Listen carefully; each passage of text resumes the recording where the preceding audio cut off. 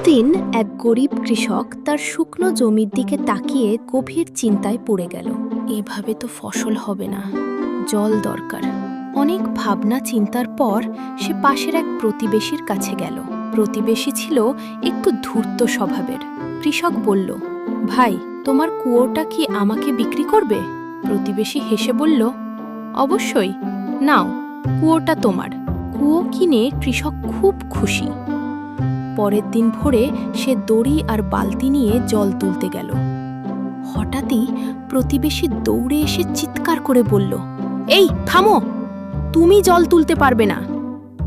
কৃষক অবাক হয়ে বলল, কেন? আমি তো কুয়ো কিনেছি। প্রতিবেশী ঠোঁট বাঁকিয়ে বলল, আমি কুয়ো বিক্রি করেছি, জল না। কৃষক তখন পুরো হতবাক। উপায় না পেয়ে সে সরাসরি সম্রাটের দরবারে গেল।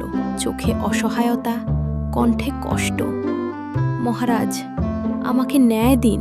সম্রাট সব শুনে বললেন, এই সমস্যার সমাধান করবে আমাদের সবচেয়ে বুদ্ধিমান সভাসদ বীরবল। দরবারে সবার চোখ এখন বীরবলের দিকে। বীরবল শান্তভাবে প্রতিবেশীর দিকে তাকিয়ে বললেন, তুমি কি কুয়োটা বিক্রি করেছ? প্রতিবেশী আত্মবিশ্বাসের সাথে বলল, হ্যাঁ, কিন্তু জল বিক্রি করিনি। বীরবল একটু হেসে বললেন, ঠিক আছে, তাহলে যেহেতু কুয়োটা এখন কৃষকের, তোমার জল এখানে রাখা ঠিক নয়, অথবা এই কুয়োর ভেতরে জল রাখার জন্য তোমাকে ভাড়া দিতে হবে। কথাটা শুনেই প্রতিবেশীর মুখ ফ্যাকাসে। সে বুঝে গেল নিজের চালাকি এবার উল্টে গেছে।